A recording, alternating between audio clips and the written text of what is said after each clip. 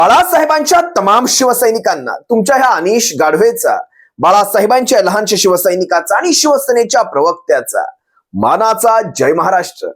आज थोडस तुम्हाला कर्नाटकाच्या निवडणुकांमध्ये घेऊन जातोय। आता कर्नाटकाच्या निवडणुकांना होऊन तर महिने झालेत, मग आज कर्नाटकाच्या निवडणुकांचा विषय कशासाठी? लक्षात घ्या शिवसैनिकांनो, काही असे प्रसंग होऊन गेलेत त्या कर्नाटकाच्या निवडणुकांच्या धामधुमीमध्ये, काही असे प्रसंग होऊन गेलेत ते कदाचित तिकडचे लोकल विषय असतील, तिकडचे स्थानिक विषय असतील, पण ते आज तुम्हा आम्हाला ऐकणं फार गरजेचं आहे। आणि ते का गरजेचं आहे तुम्हाला इव्हन लक्षात येईलच। लक्षात घ्या शिवसैनिकांनो, कर्नाटकाच्या निवडणुकांच्या धामधुमीमध्ये एक प्रसंग असा घडला होता, एक असा विषय घडत होता जो कदाचित दक्षिण भारतापुरताच मर्यादित राहिला। त्याला कदाचित उत्तर भारतातल्या मीडियाने तेवढं प्रसिद्धी दिली नाही, कदाचित महाराष्ट्रात तो प्रसंग कोणाला कळला देखील नसेल। पण तो प्रसंग असा होता, ज्यावेळेस कर्नाटकामध्ये निवडणुकींचे बिगुल वाजले होते त्याच वेळेमध्ये अमूलचे ट्विट पडलं होतं। अमूल कोण? अमूल ही गुजरातमधली दूध सहकारी संस्था, दुग्ध सहकारी संस्था। या अमूलचं एक ट्विट असं पडलं होतं की कर्नाटकामध्ये बेंगळुरूमध्ये त्यांच्या शहरामध्ये अमूल आता घेऊन येतंय त्यांचं दूध। फक्त एक ट्विट पडलं अमूलकडनं आणि तिथेच थिणगी पडली। दूध थिणगी पाडू शकतं याचं हे उत्तम उदाहरण आहे। लक्षात घ्या, उभ्या कर्नाटकातल्या निवडणुका या एका मुद्द्याने अशा काही गाजल्या। उभ्या कर्नाटकातल्या निवडणुका, कसा असतं राष्ट्राविषयी प्रेम, कसा असतो राष्ट्राविषयीचा स्वाभिमान। राष्ट्र म्हणजे मी आपल्या राज्याबद्दल बोलतोय। आपल्या राज्याबद्दल जो स्वाभिमान असतो तो एक दूध देखील जागा करू शकतो। आणि दुधाचा स्वाभिमान तर आपण पूर्वापार ऐकतच आलोय। दुधाची किंमत, मिठाची किंमत, या गोष्टी असतात ना, या अशाच नसतात। त्या राज्यातल्या लोकांनी फक्त हे ट्विट पाहिलं, अमूलचं ट्विट पाहिलं, कारण त्या राज्यामध्ये, कर्नाटक राज्यामध्ये नंदिनी नावाचं एक ब्रँड आहे। बरं, मी तुम्हाला त्याचा व्हिडिओ देखील दाखवेल। नंदिनी नावाच्या दुधाचा एक ब्रँड आहे। कर्नाटकातली लोक, मग ते दूध कसंही असो, ते आमचं दूध आहे, आमच्या राज्याचं दूध आहे। आणि तिथे दक्षिण भारतामध्ये विशेषतः राज्याचा स्वाभिमान, राज्याच्या भाषेविषयीचा स्वाभिमान, राज्याचा अभिमान, हे आपल्याकडचं सोडून द्या। कणे तुटलेली माणसं आता राज्याला कशा प्रकारे फरफटत नेतात तुम्ही आम्ही सर्व पाहतोय। पण दक्षिण भारतामध्ये स्वाभिमान अजूनही जागा आहे। दक्षिण भारताचं राजकारण हे फार वेगळं आहे आणि महाराष्ट्र हा सुद्धा दक्षिण भारताचाच एक भाग आहे। दक्षिण भारताचं महाराष्ट्र हे द्वार आहे। यांनी याला गायपट्टा करायचा विचार केलेला आहे। पण लक्षात घ्या, मी तुम्हाला एक प्रसंग काय सांगतोय, त्या नंदिनी दुधाविषयी तुम्ही गुगलवर सर्च करा, मी तुम्हाला एक व्हिडिओ दाखवेलच। पण बरेचसे व्हिडिओज आहेत, हिंदी मीडियामध्ये देखील काही व्हिडिओ आहेत, ज्या वेळेस नंदिनी दुधाच्या विरोधात अमूल तिथे आपलं ब्रँड प्रस्थापित करू इच्छित होतं, त्यांनी तो शिरकाव केला होता। त्यावेळेस कर्नाटकातल्या जनतेने असा काही हवाडा दिला अमूलला, अख्ख्या त्या कर्नाटकातलं सरकारच उलथवून लावलं। हे असे मनसुबे घेऊन येणारं सरकार कर्नाटकाची जनता उलथवून लावते। लक्षात घ्या, तुम्ही आम्ही कुठे आहोत या स्पर्धेमध्ये? तुम्ही आम्ही कुठे आहोत?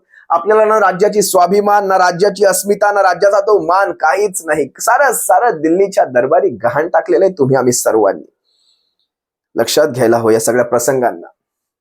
आज महानंदाच्या विषयावर मी येणारच आहे, कारण महानंदाचं दूध आणि ह्या दुधाची ती सहकारी संस्था, महानंद दुधाची सहकारी संस्था, आता गुजरात मधून चालवली जाणार आहे। बरं, ह्याचे पुरस्कर्ते कोण? तर महाराष्ट्राच्या विधानसभेत आणि विधान परिषदेत बसलेले आहेत। तो एक आमदार, प्रवीण दरेकर नावाचा आमदार, या कामगारांचा पुळका घेऊन काही महिन्यांपूर्वी ज्यावेळेस विधान परिषदेमध्ये प्रश्न उपस्थित करतो की महानंदाला वाचवायला हवं, महानंदामध्ये अशा प्रकारची कामधंदे चालतायत, महानंदामध्ये संचालक अशा प्रकारचे गैरधंदे करतायत, अशा प्रकारचा एक आमदार महाराष्ट्राच्या विधान परिषदेमध्ये मुद्दा उपस्थित करतो आणि तिथून खऱ्या अर्थाने या सगळ्या स्टोरीला सुरुवात होते। त्यानंतर राधाकृष्ण विखे पाटील स्टोरीमध्ये येतात। राधाकृष्ण विखे पाटील तिथे ऑडिट लावतात। त्यानंतर ते असं दाखवलं जातं सारं, जवळपास गेल्या 5 ते 6 महिन्यांपासून तिथल्या कामगारांना पगार दिला गेला नाही। मागे कामगारांच्या वतीने एक महिला भगिनी उपोषणाला देखील बसल्या होत्या। मला सांगायचंय असं, राज्य सरकारतर्फे जवळपास वर्षाला 300 कोटी रुपयांचं अनुदान महानंदाला दिलं जातं। जी कुठली संस्था महानंद सांभाळते तिला ते अनुदान दिलं जातं कुठे हा पैसा? महाविकास, तुम्ही अॅग्रोवन नावाचं एक चॅनल आहे, त्या अॅग्रोवन मध्ये महाविकास आघाडीच्या काळात महानंदाला वाचवण्यासाठी, महानंदाला बळकट करण्यासाठी काय काय केलं गेलं होतं सारंच्या सारं सांगितलं गेलेलं आहे। चला, मी तो व्हिडिओ तुम्हाला दाखवणार देखील नाही। पण लक्षात घ्या, आपण काय करतोय? महानंद वाचवण्यासाठी यांनी काय केलं? यांनी महानंद वाचवण्यासाठी काहीच केलं नाही. तर महानंद कशा प्रकारे, तुम्हाला एक आकडा मी धक्कादायक असा आकडा सांगतो. महानंदचं दूध संकलन, जे दूध कलेक्ट करतो ना आपण शेतकऱ्यांकडनं, महानंदचं दूध संकलन गेल्या वर्षभराच्या आतमध्येच 8 लाख लिटरवरून जवळपास फक्त 1.5 लाख लिटरवर आणलं गेलं. कोण करतं हे सर? महानंदाचा कारभार गुजरातच्या घशातच जर घालायचा असेल तर हा सारा प्रकार कसा ठरवून घडवण्यात आणतो बघा. पहा तुम्ही, 8 लाख लिटरचं संकलन 1.5 लाख लिटरवर. महानंदाचा गेल्या तिमाहीतला नफा सोडून द्या, 15 कोटींचा जागेवर तोटा दाखवला गेलेला आहे. तिथे अमूल दूध 61,000 कोटींचा नफा कमवून जातं. महाराष्ट्रात दूध सहकारी संस्था का मोठ्या होत नाहीयेत? आरे कुठे? आरे दूध, ती आरे मुंबईची जी आरे दूध सहकारी संस्था ती कुठे आहे सध्या? महाराष्ट्रात एकही दूध सहकारी संस्था आपलं ब्रँडिंग तयारच करू शकत नाही. महाराष्ट्राच्या माथ्यावर अमूल केव्हाच मारलं. ज्या वेळेस महाराष्ट्रामध्ये अमूलचा शिरकाव झाला तिथूनच महाराष्ट्रातल्या साऱ्या दूध कंपन्यांनी माघार घेतली. आज सगळीकडे पहा, सगळीकडे तुम्हाला जाहिरातींसकट तेच दिसेल जे माथ्यावर मारलं जातं. आता हे महानंद कोण सांभाळणार आहे तुम्हाला ते देखील सांगतो. NDDB, national dairy development board, ही NDDB सांभाळणार. त्यानंतर जे 300 कोटींचा जो निधी जातो महाराष्ट्र शासनाकडनं तो देखील त्यांनाच जाणार, कारण ते सांभाळतात म्हणजे त्यांनाच तो निधी मिळणार. आणि ही NDDB हिचं मुख्यालय आहे आणंदमध्ये, गुजरातच्या आणंदमध्ये.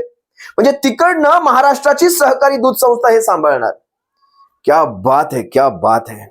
द्या दाबा, कमळ दाबा अजून. अरे आपल्या कंपन्या खाल्ल्या, आपले उद्योग धंदे खाल्ले. ते फॉक्सकॉन वेदांता बोलून आता आम्हाला ते नाव आता किती वेळा उच्चारावं असा प्रश्न पडतो. काल परवामध्ये सुषमाताईंनी सांगितलं तो पानबुडीचा प्रोजेक्ट देखील चोरून दिला. सगळंच्या सगळं रोज दर 2 दिवसांनी एक कंपनी गुजरातला जाते. मुंबईच्या त्या BKCला ते खाली पडू लागलंय, ओस पडू लागलंय. मुंबईचं जे आर्थिक क्षेत्र होतं, औद्योगिक क्षेत्र होतं, मुंबईच्या MIDC असतील, पुण्याच्या MIDC असतील, संभाजीनगरातल्या असतील, नागपूरच्या MIDC, उभ्या महाराष्ट्रातल्या MIDC ओस पडतायत आणि साऱ्यांची नजर चालली आहे तिकडे गुजरातकडे. काय आपण काय सांगू इच्छितोय? एक कर्नाटकासारखं राज्य पहा ना, आपली अस्मिता कशी जपली जाते, आपली प्रादेश. तुम्ही हा एकदा व्हिडिओ पहा कर्नाटकाच्या या नंदिनी दुधाविषयीचा तो काय वाद आहे ना, तो एकदा पहा. अगदी 1 मिनिटाचा व्हिडिओ, त्याच्यानंतर तुम्हाला मी माझं पुढचं विश्लेषण करतो. कर्नाटक में अमूल को लेकर पिछले 4 दिनों से घमासान मचा है. इस मुद्दे ने राजनीतिक मोड़ भी ले लिया है और बयानबाजी का दौर लगातार जारी है. दरअसल अमूल ने कुछ दिन पहले कर्नाटक में एंट्री की घोषणा की थी. इसके बाद से ही कांग्रेस सहित विपक्षी पार्टियां सरकार पर आरोप लगा रही हैं कि ये राज्य के नंदिनी ब्रांड को खत्म करने की कोशिश है. सिर्फ विपक्षी पार्टी ही नहीं, कर्नाटक मिल्क फेडरेशन ने भी इसका विरोध किया है. वैसे तो पूरा विवाद समझने के लिए हमें काफी पीछे जाना पड़ेगा, लेकिन आपको हम हाल की घटनाओं के माध्यम से ही इस विवाद को समझाने की कोशिश करते हैं. दरअसल अमूल ने 5 अप्रैल को ट्वीट कर कर्नाटक में अपने प्लान की घोषणा की थी. ट्वीट में लिखा था कि अमूल परिवार बेंगलुरु शहर में कुछ ताजा ला रहा है. एक और ट्वीट में अमूल ने लिखा था, दूध और दही के साथ ताजा की एक नई लहर बेंगलुरु आ रही है, जल्द ही और अधिक जानकारी दी जाएगी. अमूल की इस घोषणा के बाद ही ट्विटर पर कर्नाटक के लोगों ने बहिष्कार करना शुरू कर दिया. सोशल मीडिया पर कई लोग ये भी कह रहे हैं कि अमूल के आने से दूध का दाम बढ़ जाएगा. कर्नाटक में नंदिनी के 1 लीटर टोन दूध का दाम 39 रुपए है. वहीं अमूल का टोन दूध 54 रुपए प्रति लीटर बिकता है. अमूल गुजरात की मिल्क कॉर्पोरेटिव है. इसके प्रोडक्ट गुजरात के बाहर कई राज्यों में. व्हिडिओ पाहिल्यानंतर तुम्हाला लक्षात आला असेल कशा प्रकारे कडवा विरोध फक्त त्यांचं एक ट्विट पडल्यानंतर केला जातो. आणि त्याच्याच तुलनेत महाराष्ट्रामध्ये या महानंदच्या बाबतीत महाराष्ट्राचे राजकारणी विशेषतः विखे पाटलांचा एक त्याच्यामध्ये एक स्पीच आहे. एक कडवं विखे पाटील काय म्हणतायत की आम्ही महानंद फक्त चालवायला देतोय, याचा अर्थ असा नाही आम्ही महानंद देऊन टाकली. कुठून येतो हा भाग तुम्हाला की आमच्याकडे हा भाग नाहीये म्हणून तुमच्यासारखी माणसं आम्हाला असं गृहीत धरतात? जरा हा महाराष्ट्राच्या महानंदचा व्हिडिओ देखील तुम्ही पहा, मग तुम्हाला कळेल. मी माझं विश्लेषण. National dairy development board Mahanand चालवणार आहे, त्यामुळे गुजरातच्या आणंदमध्ये NDDBचं मुख्यालय असेल. पाहूया या संदर्भातील हा विशेष रिपोर्ट.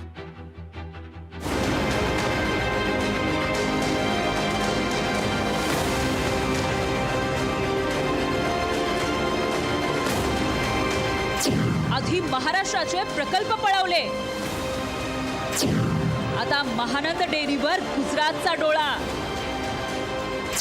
महानंद डेअरी गुजरातमधून चालवलं जाणार. महाराष्ट्रातील प्रकल्प गुजरातमध्ये पळवल्याचा आरोप होत असतानाच आता महाराष्ट्र राज्य सहकारी दूध महासंघ अर्थात महानंद ही गुजरातमधून चालवलं जाण्याची शक्यता निर्माण झाली आहे. महानंदचं व्यवस्थापन नॅशनल डेअरी डेव्हलपमेंट बोर्ड म्हणजेच NDDB कडे दिलं जाणार आहे. महानंदनं तसा प्रस्ताव राज्य सरकारला दिलाय. नॅशनल डेअरी डेव्हलपमेंट बोर्ड यांना मी विनंती केली. मग त्यांनी सर्वेक्षण केलं, त्याचा अभ्यास केला आणि मग त्यांनी इच्छा व्यक्त केली की आम्ही चालवतो, पण त्यांनी कामगारांची संख्या कमी करा म्हणून सांगितलं. आता NDDB चालवणार म्हणजे काही NDDBच्या ताब्यात देणार नाही. महाराष्ट्रातल्या सहकार क्षेत्राला चालना देण्याऐवजी हे अशा प्रकारचं वातावरण तयार करून, हे कृत्रिम वातावरण तयार करून सारेच्या सारे उद्योगधंदे गुजरातच्या माथ्यावर मारले जातात. हे पाहून मन सुन्न होतं. भविष्यामध्ये तुमच्या आमच्या मुलाबाळांना या महाराष्ट्रामध्ये कामधाम शिल्लक राहतील की नाही हाच एक मोठा प्रश्न आहे. आणि तुमच्या माझ्या डोळ्यात देखत या साऱ्या गोष्टी घडवल्या जातात, तरी देखील आपण आवाज उठवत नाही. ही शोकांतिका आहे. खऱ्या अर्थाने ही शोकांतिका आहे. देशामध्ये एक सफेद दाढी आहे, तो देशातला सफेद दाढी उभ्या राज्यातले सगळ्या राज्यांमधले सगळे उद्योग काढून गुजरातला घेऊन जातोय आणि महाराष्ट्रामध्ये एक अशी काळी दाढी येऊन बसलीये जी हे सगळं महाराष्ट्रातून जाऊ देण्यासाठीच मुळात आणून बसवलेली आहे. क्रिसमस मध्ये मी ऐकलं होतं, नाताळामध्ये सफेद दाढी येऊन गिफ्ट देतो. आमच्या महाराष्ट्रातला एक काळी दाढीचं नावाचा एक सेंटा क्लॉज म्हणू शकता, महाराष्ट्रातलं सारं काढून काढून काढून तिकडे कुणाच्या तरी मढ्यावर मारतो. एवढंच म्हणतो बघा, बाळासाहेबांचं एक वाक्य होतं, वाचा आणि थंड बसा. मार्मिकचं होतं, तुम्हाला आठवत असेल, वाचा आणि थंड बसा, वाचा आणि थंड बसा. आणि मी तुम्हाला सांगतो, पहा आणि थंड बसा, पहा आणि थंड बसा. काही होणार नाही. एक एक एक एक एक एक असंच काढून घेतलं जाणार. आपण हातावर हात मारत पोलीस भरतीची प्रॅक्टिस करत, आर्मी भरतीची प्रॅक्टिस करत, आणि 5-5 वर्ष त्या भरत्या पण येणार नाहीत. आपण राहू असंच, अशाच भरत्यांची वाट पाहत राहू. मग एखाद दिवशी एखाद्या सिक्युरिटी गार्ड मध्ये नोकरी करून घेऊ. हेच करत राहणार आपण. आपल्या MIDC मध्ये आपल्या शिक्षणाच्या अनुषंगाने आपल्या नोकऱ्या उपलब्ध होऊ शकतात, पण आपल्याकडे कंपन्या येतच नाहीत. अशा प्रकारचं एक घाणेरडं वातावरण महाराष्ट्रभर तयार करायचं आणि चांगलं वातावरण तिकडे दाखवायचं. सगळ्याच्या सगळ्या सवलती तिकडे कंपन्यांना मिळतात. कशाला कोण महाराष्ट्रामध्ये येईल? शेवटी बिझनेसमॅनसाठी हे सगळं राजकारण महत्वाचं नसतं, त्यांना सवलती महत्वाच्या असतात. सवलती देण्या इतपत तुमची पत उरलीये का, हा एक साधा विचार करा. तुम्ही सवलती तेव्हाच देऊ शकता कारण तेव्हा तुमच्याकडे असतील, तुमच्या तिजोरीत काहीतरी असेल. तुम्ही लुटून खाल्लं, सगळ्या महाराष्ट्राला लुटून खाल्लं. तुर्तास तुमची रजा घेतो शिवसैनिकांनो. विचार करा या गोष्टींचा. सर्वसामान्य महाराष्ट्रातील नागरिकांनी याचा विचार करा आणि मग ठरवा, पाहायचंय की थंड बसायचंय, की ह्या कमळाच्या चुतोड्या उडवून टाकायच्या, ठिकऱ्या उडवून टाकायच्या, पाकळ्या वेगळ्या करायच्या ह्या कमळाच्या आणि त्या गद्दारांच्या. जय महाराष्ट्र. काळजी घ्या.